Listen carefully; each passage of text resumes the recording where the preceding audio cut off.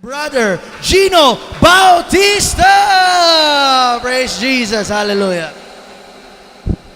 Praise the Lord! Hallelujah! Mahirap pala nung magsalita ng no? Walang sumasagot. First time mga kapatid. Amen. Ako po'y nagagalak. Ako'y maparito sa araw na ito upang gamitin ng Panginoon sa inyo sa umagang ito. Ito po'y isang malaking pribilehiyo po sa akin na makapag-share ng salita ng Panginoon. Hallelujah! At ikinagagalak ko pong makasama kayong lahat at mga kapatid, alam ko maraming nasa online ngayon. In fact, meron tayong 30 live na nanonood ngayon. Hiling ko lamang po sa mga nanonood, sana po tapusin nyo, wag lang pong silip. No? Para po yung pagpapala ng Diyos, makakamit natin. Amen? Hindi lang sisilip lang yung pagpapala ng Diyos sa atin. Amen po ba? Hallelujah. At ini-invite ko na rin po lahat ng aking mga kaibigan. Amen. Saan man kayo naroroon, kung online kayo, please take time to listen at sana pagpalain tayo ng Panginoon. Hindi po ako napakahusay na mga ngaral, pero nagpapagamit lang po ako sa Panginoon. Hallelujah. At binabati ko po lahat ng ating mga viewers online today. May mga kaibigan ako nakikita sumisilip nasa Amerika. Sana makinig sila. At binabati ko rin pala mga kapatid ang pamilya dyan sa Cavite. Actually, dati natin silang kapatiran, Sister Linda Pasya. Amen. Nanonood po sila ngayon. Hallelujah. At sana pagpalain kayo ng Panginoon, ingatan kayo ng Panginoon. At ang aking iniirog, si Tess, I love you. Pagpalain ka ng Panginoon. Hallelujah. At nawa i-bless ng Diyos ang ating relationship. Isuko natin ito sa Panginoon. Praise the Lord. At sa lahat po ng mga nanonood ngayon, makinig po tayo, hindi po ako matagal mangaral. At hindi rin po ako kasing galing ni Brother Chris mag-prepare ng preaching. At talagang nakaka-inspire tong kapatid na to, mga kapatid. Talagang sabi ko nga kay Sister Lynn, nagtatabi ka, iba talaga yung energy ni Brother Chris. Talagang kahit sinusubok na ng Panginoon, no? Nandun pa rin yung energy na magpuri, magpasalamat, everything. Hallelujah. Talagang ang Diyos ang kumikilos sa buhay ng kapatid natin ito. Amen. At alam ko, merong papalit ang Diyos na mas higit pang dakilang pagpapala sa kanilang mag-asawa. Happy anniversary na rin pala. Praise the Lord. God bless your marriage. Praise the Lord. Hallelujah. So hindi pa pakatagal mga kapatid, buksan po natin ang ating mga Biblia sa 1 Timothy chapter 6, verse 6 to 8. Praise the Lord. Hallelujah. Isa pong malaking karangalan ang tumayo sa inyong harapan. Can you put that in English? English? Meron ka ba? Praise the Lord. But godliness with contentment is great gain. Amen. Siguro napipisil-pisil nyo na. 7, verse 7. For we brought nothing into this world, and it is certain we can carry nothing out. Dumating tayo sa mundong ito, wala tayong dala. At definitely kung aalis tayo, wala rin tayong dadalhin. Amen? Verse 8. Sorry, nagbibinata. And having food and raiment, let us be therewith content. Praise the Lord. Pagpalayan ng Diyos ang pagkabasa ng kanyang salita. Manalangin po tayo mga kapatid. Panginoon, salamat po sa umagang ito. Salamat po sa iyong kabutihan. Salamat po sa iyong pag-iingat. Salamat po sa iyong pag-ibig na patuloy mong pinararamdam sa amin, O Lord. Hallelujah. Sa kabila ng aming mga pinagdaraanan, O Diyos, alam namin, Ikaw ang humahawak sa amin, O Diyos. Ikaw lang po ang aming inaasahan, Panginoon, sa lahat ng problemang ito. At alam ko, Panginoon, hindi po matatapos ang mga problemang ito kung hindi ka mag-i-intercede, Panginoon, at naniniwala kami, Panginoon, sa iyong kapangyarihan. If you're willing, hallelujah, mapapawi lahat ng problemang ito, Diyos, hallelujah. Patawarin mo po kami lahat sa aming pagkukulang, Panginoon, sa aking mga kahinaan. Gamitin mo po ang iyong abang lingkod, Panginoon, na magsalita ng iyong mensahe, Lord. Ikaw nawa ang makita, ang karunungan mo, Panginoon, ang malahad sa kanila, O Diyos. Hallelujah. Nawa, Panginoon, pagpalain mong bawat isa at meron kaming matutunan sa pag-alis namin ito sa tahanan mo, Panginoon. Hallelujah, na aming ipapamuhay sa araw-araw. upang labanan, Panginoon, kung ano man ang problemang aming kakaharapin sa aming buhay. Salamat po, Panginoon. Ito po ang aming samot dalangin sa matamis mong pangalang Jesus. Everybody say Amen. Amen. Hallelujah. Yung mga nanonood sa online, hallelujah. Kung meron kayong time, mag-Amen. Praise the Lord. Mag-Amen naman po tayo para ma-inspire. Praise the Lord. Purihin ang Diyos. Hallelujah. Praise the Lord. Ang aking pong pangangaral ay papamagatan kong contentment. Is it possible? Parang siguro mga kapatid sa mga panahon na to, no? Parang mahirap yata yung contentment na salita na para ipamuhay natin. Kasi sa totoo lang, sa dinaranas natin ngayon, hallelujah, marami yung tao talagang disappointed na, nade-depress na, ano. So mahirap mga kapatid sabihin yung kontento na ako sa ganitong sitwasyon, mahirap po yun. Hindi po totoo yun, no? Siguro kung pwede, kung kasing yaman ka ni Manny Pacquiao, pwede sabihin mo, tas Kristiyano ka, naglilingkod ka sa Panginoong, giver ka. Pwede siguro, pwede, no? Maging contentment. Kontento ka na. Praise God. Ano ba ang contentment? Sabi sa Google, si Google na lang tinanong ko, matagal pa kay Webster. A state of happiness and satisfaction. Ito yung estado na ikaw ay masaya dahil satisfied ka. So yun ang contentment. So meaning, it's easy as content and satisfied.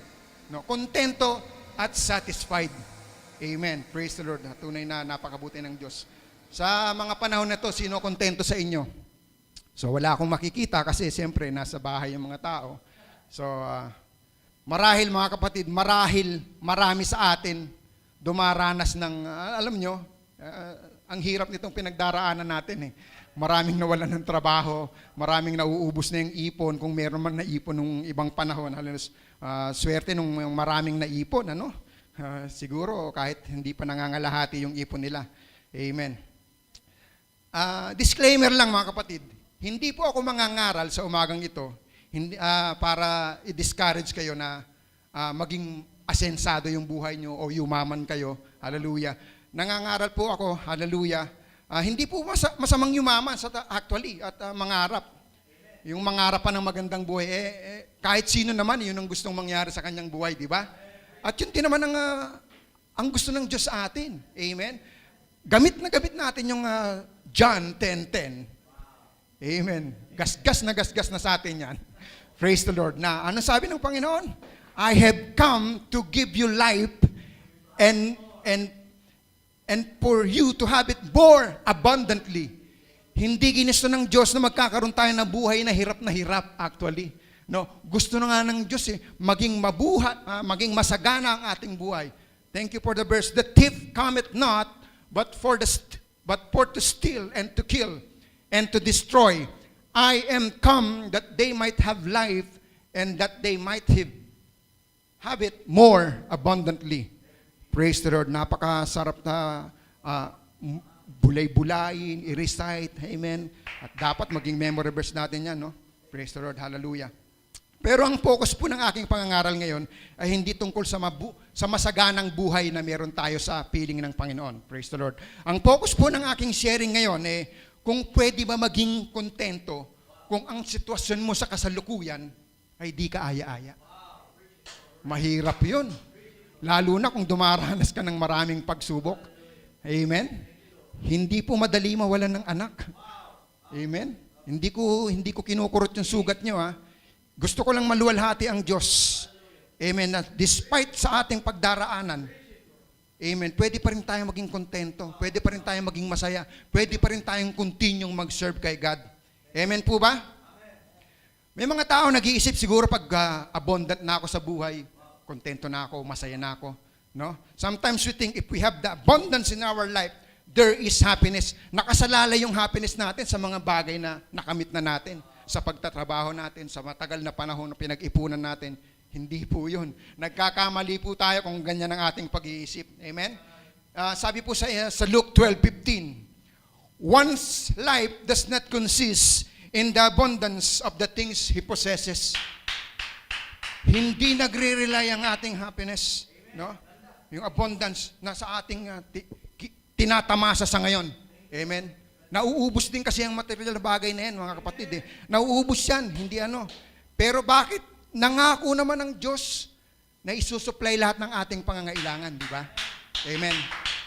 Ano po yun? Sa Philippians 4:19. No? But my God shall supply all our needs according to His riches in glory by Christ Jesus. Totoo po yan. At pag ang Diyos ang nagsalita, nangako, totoo po yan. Amen? Praise the Lord. Take note, ha? Marami nagkakamali rito eh. God promised to supply all our needs. Not once. That's true. Nahit mo, kapatid. Needs and wants are two different things. Praise the Lord. Isusupply ng Diyos yung needs natin. Ano ba yung mga needs? Yung mga nag-aral sa college, pag may subject kayong psychology, familiar tayo doon sa Maslow's hierarchy of needs. No? Food, shelter, clothing, everything. No? Yung iba nga may kasama pang ano eh. For procreation. Di ba? Basic needs yan. Yun lang ang pwedeng i-provide ng Panginoon sa atin. Although binabayaran natin yung tubig, yung kuryente, energy, necessary yan, needs natin lahat yan, no? Yung power, no? Pero lahat yan ibinigay sa atin ng Panginoon. Ano-ano ba yung mga wants? Yung mga babae, siyempre gusto niyan pag may bag sila, yung Hermes. Di ba? Yung iba, Louis Vuitton. Oo, di ba? Lumang bag, LV, no? Siguro yung mga may boyfriend dyan na may boyfriend sila na maganda ang trabaho. Pag anniversary nila, nag-expect sila ng magandang regalo. Di ho ba? Sana naman, regaluhan ako ng boyfriend kahit yung MD lang. Ano ba yun? Di ba? Yung DB lang. Divisoria. galing Divisoria. Amen. Praise the Lord. Hallelujah. So yung mga wants na yun, pwedeng wala yun sa buhay natin actually. No? Pero yung needs, yun ang kayang-kayang isupply ng Diyos sa atin. Hallelujah.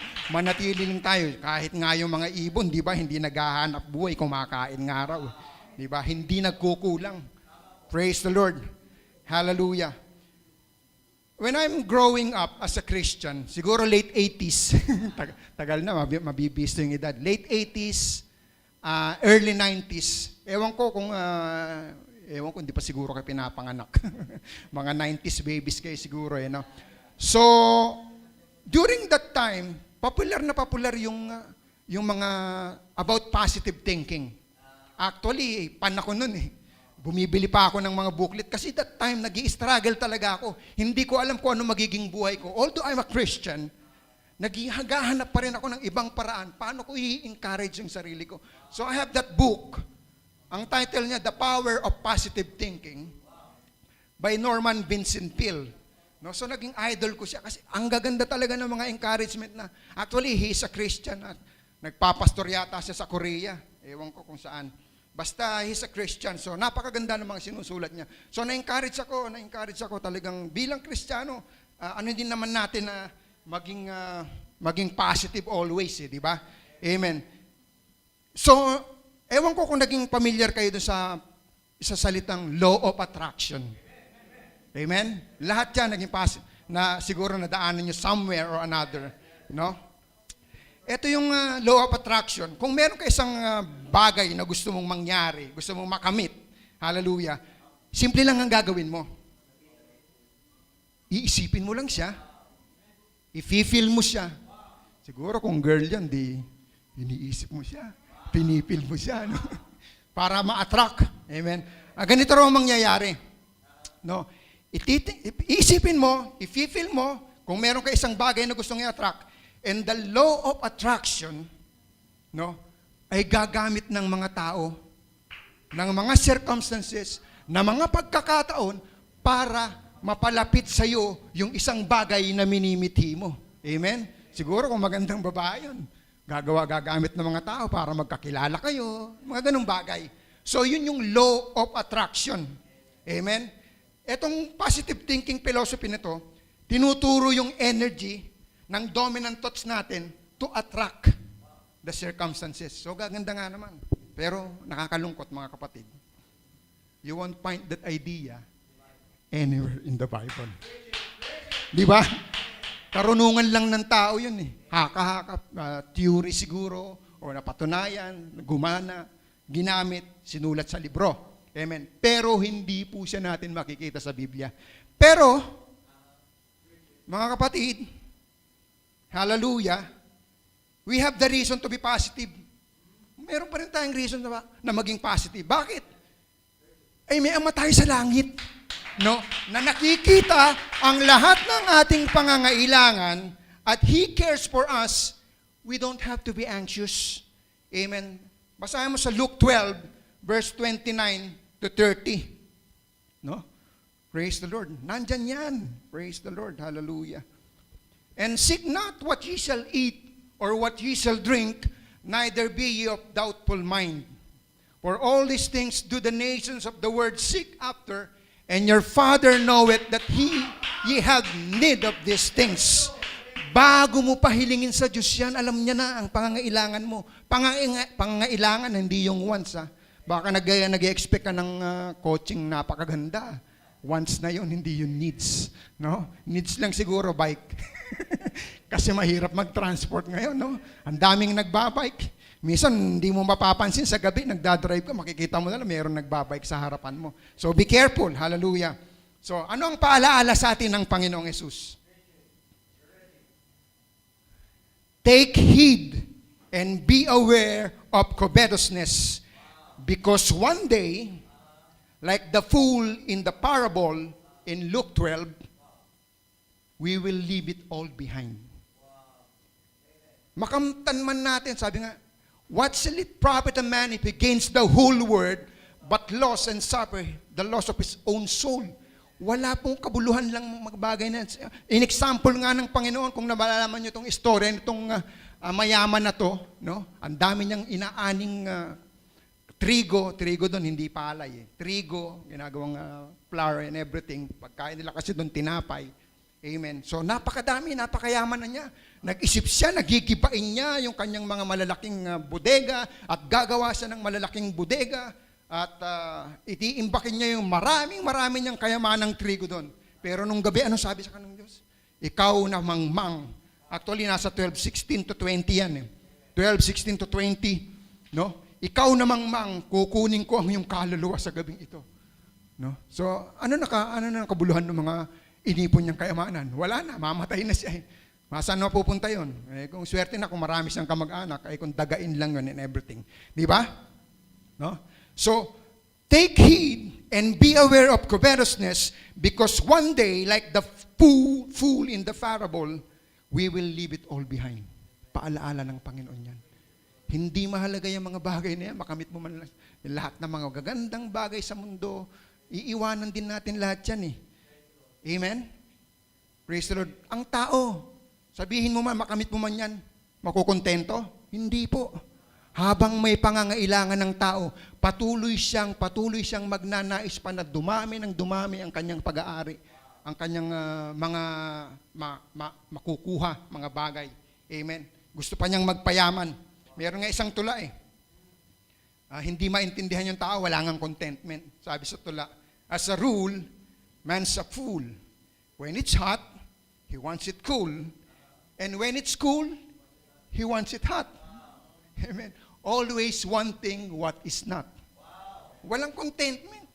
Pag mainit, gusto niya lumamig. Diba? Pag malamig naman, gusto niya uminit. Hindi mo maintindihan. Walang contentment ang tao. Amen po ba? Ganon ang tao, nature natin yan. Aminin man natin sa hindi tayo nakukontento. Minsan nga, yung mga babaero, napakaganda na ng girlfriend. Naghahanap pa ng iba. Sideway, sumegway pa eh. No, hindi po maganda yon. Dapat po, lalong-lalo na sa isang relasyon, maging kontento tayo. Amen. Sa ating partner, sa ating panalangin natin sa Panginoon na maging maayos ang ating relasyon. Amen po ba? Sarap ng segue, ano? Praise the Lord. Now, papasok na tayo. Possible bang maging kontento? Pwede. Pwede, lalo na sa mga anak ng Panginoon.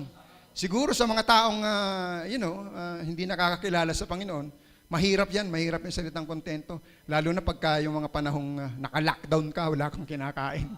May mga anak ka. Minsan naaawa ako doon sa ang dami-dami nilang anak. No? Isang noodles, isang sardinas. Paano pagkakasayin sa maghapon? Di ba? Praise the Lord, napakahirap po na sa isang ama. Tapos hindi ka makalabas, wala kang mabili, wala kang pera, wala kang pambili. No, naghihintay ka lang nung ibibigay ni kapitan. Minsan, kinupit pangaraw. Diyos ko po naman. No?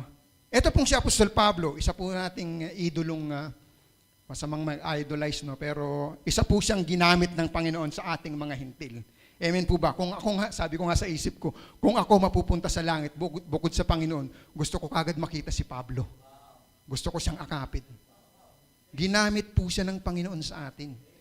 Amen po ba? Marami po siyang nasulat na libro during his time in prison. Nasa prison ka. Walang contentment doon. Amen? Amen. Ako'y naniniwala, at kasi nabasa ko rin naman, na itong si Pablo, matalino po siyang tao. Isa po siyang pariseo. Magaling po siya sa batas. Amen. At alam niya ang batas. Kaya nga naging ano siya ng mga Kristiyano eh. Siya yung taga-usig eh. Meron pa siyang permiso. Aral siya sa school ni Gamaliel. Siguro napakagaling na abogado nung that time. So, aral siya ron at isa siyang Roman citizen. At nung nakakilala siya sa Panginoon, amen, kasi hindi mo talaga kaya na yun, ginamit siya ng Panginoon sa mga hintil. Alam niyo, may nabasa ako isang sulat, ewan ko kung narinig niyo na to, wala raw pinangarap si Pablo, kundi mangaral sa Colosseum sa Roma. Alam niyo ba yung Colosseum? Ang galing ng pagkakagawa nun, pag nasa baba ka, kahit puno ng tao, yung pag nagsalita ka, dinig na dinig yun. At ang dami yun napupuno kung kinakailangan. Pangarap ni Pablo yun, pero anong nangyari? Hindi yun ang plano ng Diyos sa kanya. ang plano ng Diyos sa kanya nung makulong siya sa Roma, mapunta sa preso. Ang hirap po maging kontento. Kontento nung panahon na yun. Pero good thing, the positive thing, being a royal prisoner, Pablo himself, he was with a guard 24 hours a day. Na nagpapalit-palit every 4 hours para bantayan si Pablo. Sikat siyang tao. Baka. Kasi may mga history nga nila na kinukuha sila ng espiritu, nilalabas sila sa preso. Nakarating na kay Nero yun. So nakabanday.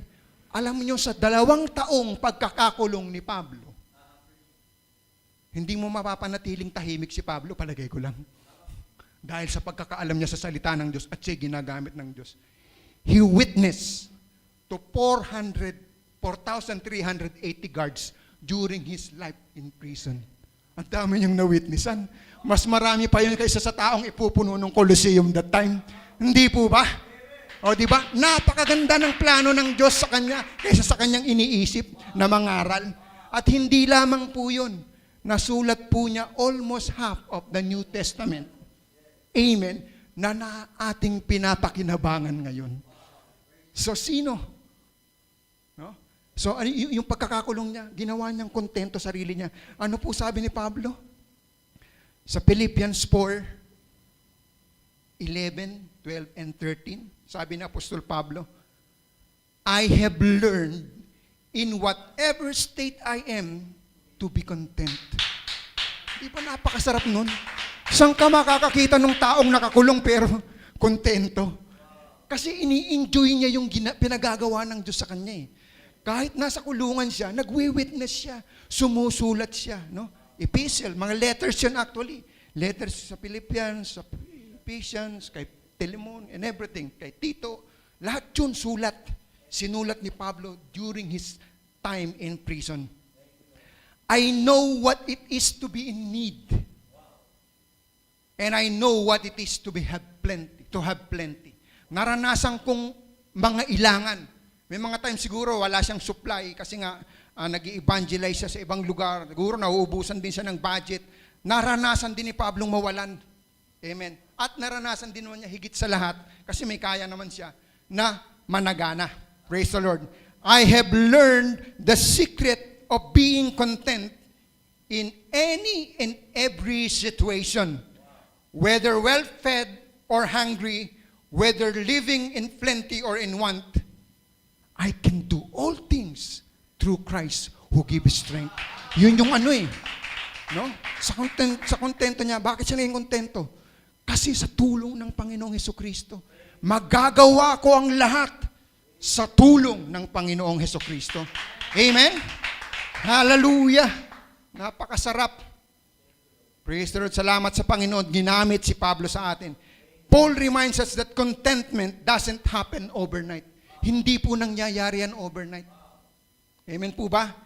It's something that we learn over the period of time. His contentment was not based in his circumstances, but on his relationship with Jesus Christ. Malalim po. Amen. Yung relasyon ni Pablo.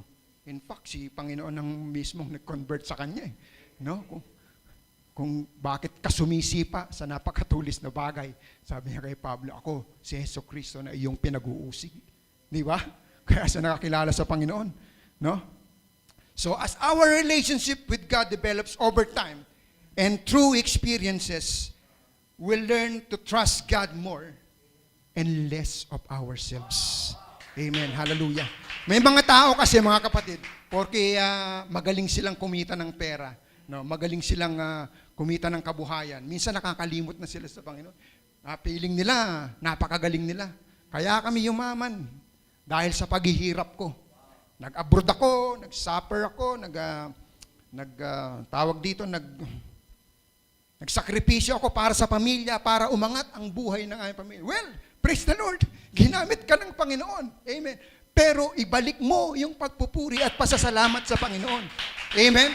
Dahil kung hindi ka pinalakas ng Diyos, dahil kung hindi ka pinatalino ng Diyos, binigyan ng karunungan, magawa ang mga bagay na yun, wala ka rin. Amen? Napakahirap. Praise the Lord. Hallelujah. In 1 Thessalonians 5:18, familiar sa atin yan. In everything give thanks, for this is the will of God in Christ Jesus concerning you. Pinapaalalahanan tayo ni Apostol Pablo na maging thankful sa lahat ng bagay. Lahat ng bagay. Hindi lang sa magagandang bagay. Maging sa mga pagsubok, maling sa mga pinagdadaan, para tayo maging kontento. Amen? Yan ang pinakamagandang example ng contentment. Kung kayang mong magpasalamat sa anumang sitwasyon meron ka sa buhay mo, yan ang isang malaking example ng contentment. Kasi minsan ang mga tao nakakalimutan na magpasalamat. Pagka yung iba, actually extreme din eh. Yung iba nakakalimutan na pagka masagana na. Amen. May mga tao naman pagka walang-wala, makikita mo sa church, di ba? Lapit na lapit sa Panginoon yan. Talagang umiiyak sa harapan. Kung pwede lang sa atin yung lumalakad ng paluhod mula pinto hanggang sa altar, gagawin eh, no? So, hindi nga lang uso sa atin yon. Pero may mga taong gano'n, kung babang-banga, down na down sila, doon mo kayo makikita sa church. Pero pag pinagpapala na, ayun, wala na. No? Nag-happy-happy na kung saan sa mga kaibigan. Amen, mga kapatid. Now, this COVID lockdown,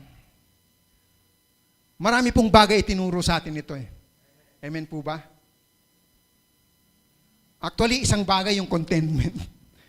Naniniwala po ba kayo, maraming tao dati, nung sagana pa, nakakalabas pa tayo, nakakabili tayo ng kung ano nating gustong aminin. Di ba? Hindi kumakain ng sardinas. Hindi ko nga alam, napakarami palang brand ng sardinas eh.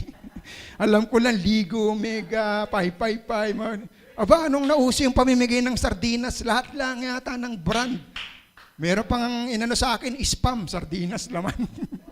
Ewan ko kung totoo yun, mga kalokohan lang ng mga Pilipino yun. No? Ang daming brand pala ng sardinas. Alam nyo ba, noong mga panahon hindi tayo lockdown, pagka gutom ka, labas ka lang, punta kang Jollibee, take out. KFC o ano, kung mayaman-yaman ka, mga steak, no? Carnivores, sa carnivores dyan, sa Antipolo. No? Ano? Ganon, take out ka o kakain ka na ron. Kahit 500 isa yung steak doon, titirahin mo na. Kasi meron. Pero nung na-lockdown ka, wala kang makain, sardinas lang. Ayaw. Ginagalis ako sa sardinas, Brad. Wow, social mo. Pero nung na-lockdown ka, ano kinakain mo? Walang mabili. Walang pera. Sardinas. Nakukontentot na lang tayo sa sardinas. No? Tinuturuan tayo maging kontento. Yung hindi mo kasundo nung araw, kasi na-lockdown kayo, kasi may pag-aalitan kayo ng kapatid mo. Wala kang choice. 4 na buwan na tayong mahigit na hindi masyadong nakakaano. No? May problema. Wala kang choice kundi magbati kayo, mag-usap kayo. Hindi, wala kang kakausapin. No? Tinuturuan tayo maging kontento, maging ng Diyos. Hallelujah. Kung ano ang meron sa atin. Maging kontento ka sa kapatid mo. Kahit kinukulit ka niya, ang kapatid mo pa rin yan. Amen? Praise the Lord. Ito, isang bagay mga kapatid. Nung tinanggap natin ang ating Panginoon, praise the Lord, alam naman natin, maraming pangako ang Diyos sa atin. Amen? Marami tayong mga patutuong naririnig. Amen? Kaya nga minsan yung iba, ayaw tumanggap sa Panginoon. Pero dahil sa mga patutuong, magagandang patutuo, naranasan ng isang kapatid na narinig niya, na ine-expect niya na rin mangyayari sa kanya, kaya siya tumatanggap sa Panginoon. Bakit? Sino bang hindi? Sino bang ayaw nung pag may problema ka, meron kang kakampi? If God ang kakampi mo, wala ka nang hahanapin pa nga, di ba? Nakasandal ka sa pinakamatibay na pader. Amen. Praise the Lord. Hallelujah. Nung tinanggap natin ang ating kaligtasan, bukod sa kaligtasan, maraming magagandang pangako ang Diyos. Amen? Pero anong sakit ng Kristiyano? Pag tumatagal na, ginugupo na ng mga maraming problema. Madalas nakakalimutan natin, lalo na pag bagsak na tayo. Amen? Maraming tao ganyan, aminin man natin o hindi. Praise the Lord. Alam niyo ba, naiinsulto yung Diyos? Pagka ganun ang attitude natin? Nandyan. Sabi nga, 365 days. Meron tayo sa isang taon, pero may salita ang Diyos na fear not din, na 365 sa Bible. So every day, basically, meron kada araw na sinasabi ang Diyos na encouragement sa atin. Wala tayong reason, amen, para maging down. Pero naiinsulto ang Diyos dahil sa inaasal natin. Pag kinakalimutan natin yung mga pangako ng Diyos. Meron pong isang istorya. Ewan ko po kung narinig nyo na ito. This is about isang peasant, isang mahirap siyang tao na nakatira sa Europe. Pamagat po ng nito is tawag dito, cheese and crackers. Praise the Lord. Cheese and crackers. Meron isang, during that time, nauuso na yung mga cruise ship, yung tumatawid ng continent. No, katulad nung Titanic. Yun yata yung unang-unang pinakamalaking cruise ship na isinakay lahat ng mayayaman, no, para mamamasyal sa dagat, tumawid sa Amerika kung saan sila gustong pumunta. No? Nangyari yun. So meron isang mahirap na to. Nangarap siya para makasakay doon sa barko. Gusto rin niyang maranasan. Pero nalaman niya, napakamahal. Napakamahal pala ng ticket. Pero hindi siya napanghinaan ng loob. Sabi niya, mag-iipon ako. Lahat ng perang maano ko, itatabi ko para maranasan kong sumakay sa barkong napakaganda na yan. At maranasan kong makatawid sa ibang lugar at makapamasyal. So sa madalit salita mga kapatid, nag-ipon siya at nakaipon naman siya dahil sa kanyang sipag. So nakabili na siya ng ticket, excited siya. At nagbaon siya. Cheese and crackers. Daradala niya. Usang-uso siguro nung araw. Kasi ang tagal niyang masira, di ba? Yung cheese lalong tumatagal, lalong sumasarap. So yun ang baon niya. So sumakay na siya sa barko, naghanap na siya ng pwesto niya. Hindi niya alam. Basta may ticket siya, pumasok siya. So bumabiyahe na yung barko. Every time during the meal time, morning, lunch, and dinner, merong isang naka-uniforme na nagkakalembang. Kling, kling, kling, kling. Pag naano niya yun, parang naano siya kasi mahirap nga siya, walang pinag-aralan. Natatakot siya. Ang ginagawa niya, nagtatago siya. Tago muna ako, baka nanguhuli ng kung ano yan, mga ganun-ganun ganyan. So tatago siya. So pagtago niya, kakainin niya yung crackers niya, tsaka cheese. Sarap nitong crackers ko, tsaka cheese. So ganun ang ganun. Ganun ang ganun palagi. Ilang araw yung biyahe, siguro 1 linggo. Napansin na ngayon siya nung nagkakalembang. Hinabol siya. Ba't tuwing nagkakalembang ako, itong tao na to, nagtatago, tumatakbo. Hinabol siya ngayon, sinundan siya nung yung checker. Tinanong siya, Sir, bakit ka palaging tumatakbo pag umiikot ako? Natatakot kasi ako sa'yo, baka paalisin mo. May ticket. May ticket ka naman ba? Meron ho, bumili akong ticket. Oh, bakit hindi ka pumupunta ron sa kainan? Nag-iikot ako para tawagin ng mga tao para sa isang napakasarap na kainan na inihahanda sa inyo kada meal. Napaganon siya. What? Meron bang libreng pagkain? Oo, meron. Eat all you can. Alam nyo, nagtsatsaga siya sa cheese and crackers ilang araw na baon-baon niya. Eh, libre naman pala yung eat all you can. Ganon tayo minsan. Aminin naman natin sa hindi. Nandyan yung mga ng Panginoon, inihanda sa atin. Pero bakit pinagtsatsagaan natin kung ano yung meron tayo? Hindi tayo magtiwala sa Panginoon. Naghanda siya ng isang napakalaking kainan. Tinatakbuhan mo lang. Kinakalimutan mo kasi feeling mo, hindi ka karapat dapat. Feeling mo napakababa mo. Feeling mo ang dami mong nagawa sa hindi maganda sa harap ng Panginoon. Hindi po. Hindi po nagtatangi ang Diyos. Mahal po niya tayo. Amen. Kaya nga punong-puno siya ng mga pangako sa atin. Amen. Praise the Lord. Di ba napakabuti ng Diyos? O ano yung crackers niya? Hinayang na hinayang. Ilang araw din akong kumain ng cheese and crackers. Grabe. Eh, meron palang magagandang salad dito. Mga roasted beef, roasted calm, kung ano-ano pa, no? Nang hinayang talaga siya. Ganun tayo. Amen. Napaka-ewan. Praise the Lord. Hallelujah. Kaya mga kapatid, amen, yung contentment, hallelujah, bagamat imposible yan sa karamihan ng tao, amen, lalong-lalo na yung mga nawawalan ng trabaho, nawawalan ng budget, sabi ko sa inyo, napakahirap po yung salitang yan. Amen. Paalalahanin po natin mga kapatid. Hallelujah. God's love is deeper than the circumstances na pinagdaraanan mo ngayon. Amen. Meron na naman po isang istorya. Dalas kasi nakakabasa ako eh. Si Cory at si Betsy, apelido nila Ten Boom. Ten Boom. Cory and Betsy Ten Boom. Totoo po to.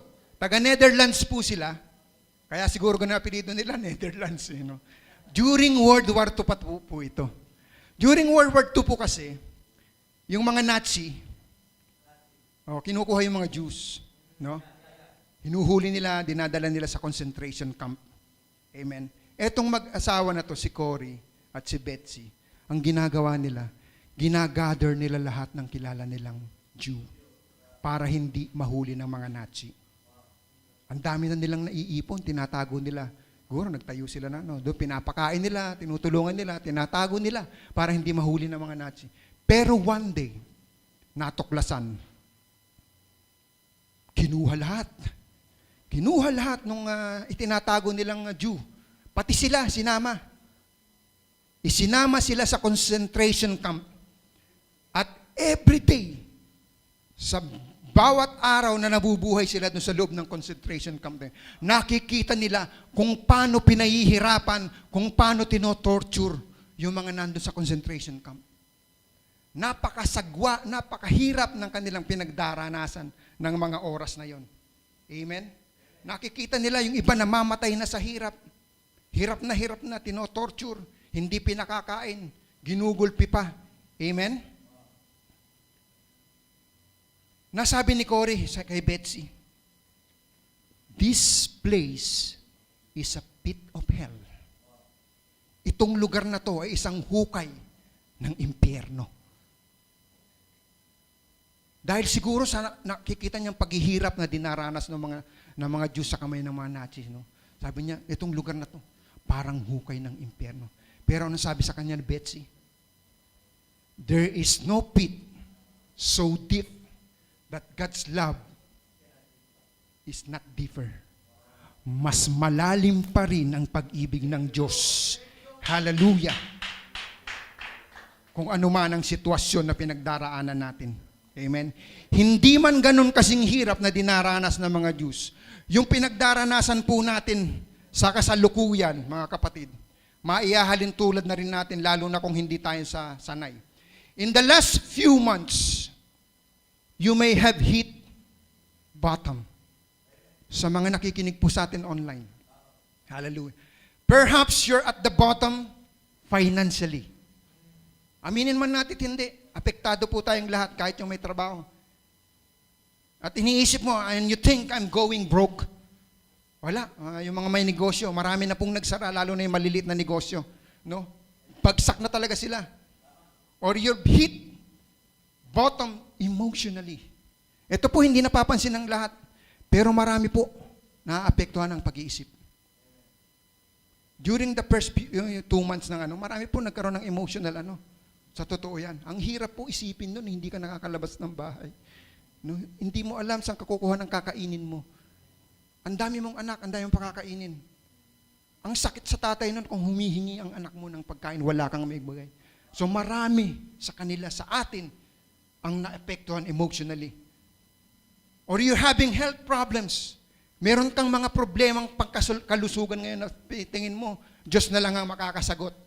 Amen. Wala kang reason para makontento. Diyos, paano ako makukontento? May sakit nga ako, wala akong pambiling gamot. No? Or maybe, yung relasyon natin. No? Maraming magkaka-LDR daw, nagkahiwalay na dahil sa ganitong sitwasyon. Wala na, hindi na nagkita eh. So, goodbye na. Wag na, break na tayo pagka natapos na lang yung COVID. Tsaka tayo magbalikan kung magkakabalikan pa. No? So, anong naging resulta? Nagiging frustrated tayo at iniisip natin, I'm going under. Bumabagsak na tayo sa ilalim, mga kapatid. Hirap ka na, hindi mo na alam gagawin mo. Wala ka ng trabaho, wala ka ng babalikan. Marami kang bayarin, hindi mo alam. Sinamantala pa tayo ng mga estimated billing na yan. Ako, kahit maliit yung ko, pero kahit anong kwenta ko, hindi ako magbibil ng ganun. Talagang in-overcharge nila. Para ano mo na lang? Sige po, babayaran nyo naman po ng hulugan eh. Babayaran ko pa rin. In-overcharge nyo, babayaran pa rin. Hindi nyo tinanggal, hindi yan ang bill ko. No? So marami sa atin, no? Pwedeng tama muna sa ilalim. Pero ang tatanong natin, where is God when you hit bottom? Nasaan ang Panginoon? He's right there underneath you. Sabi nga, walang kasing lalim ang pag-ibig ng Diyos na hindi niya kayang arukin. Kung bumabagsak ka sa ilalim, nandun ang Diyos. Sasaluhin niya tayo. Last verse. Deuteronomy 33:27. Praise the Lord. The eternal God is thy refuge, and underneath are the everlasting arms, and he shall thrust out the enemy from before thee, and shall say, destroy them. Amen? Sa panahong ito, mga kapatid, hindi po literal ang ating kaaway. Amen? Maraming emotional, maraming financial, maraming problema. Yan ang ating kinakalaban ngayon. Huwag kang mag-alala, mga kapatid. Sa ilalim natin, yung everlasting arms ni God ay nakasalo sa atin lagi na. Hindi niya tayo pababayaang malugmok. Hindi niya tayo hahayaang magdusa. Amen. Meron sabi ko nga sa inyo, meron pong mensahe ang Diyos. Hallelujah. Sa nangyayaring ito. No? Isa na nga yan, yung maging kontento ka. Amen. Drop into His arms of love. Let Him catch you and support you when you have nowhere else to go. Wala naman tayong ibang pupuntahan eh. Panginoon lang eh. Di magtiwala ka na ng lubusan sa Panginoon. Makontento ka na kung anong meron sa iyo. Kagaya ni Pablo, habang nakukontento ka, gumawa ka ng isang bagay na feeling mo magiging positibo pagdating ng araw. Amen. Do something else. Makontento ka. Praise the Lord. No matter what you're facing today, sa pamamagitan ng panalangin, you can have the strength to be content. Alalahanin natin, mga kapatid, we will find contentment at the same place where we find salvation. It is in Jesus Christ. Sa Panginoong Hesus lamang po natin makikita ang tunay na contentment. Amen po ba? Amen po ba, mga kapatid? Salamat, hallelujah, sa pagkakataong ito, mga kapatid. Hallelujah. Nawa, mga kapatid, kahit papaano, meron po tayong natutunan, meron po akong na-share sa inyo na isang mabuting bagay na kaya nating ipamumuhay, kaya nating gawing kalakasan, kaya nating gawing armas sa araw-araw. Hallelujah. Maging kontento po tayo sa presensya ng Panginoon. Diyos lamang po ang makakatulong sa atin. Maging kontento tayo, manalangin tayo palagi, magtiwala tayo sa Panginoon. Mahal niya tayo, hindi niya tayo bibitawan, nakasalo palagi ang kanyang kamay sa atin. Hallelujah. To God be the glory. Binabalik ko po lahat ng papuri at pasasalamat sa Panginoon. God bless you. Salamat po. Praise the Lord. Hallelujah. Hallelujah. Binabalik ko na po sa ating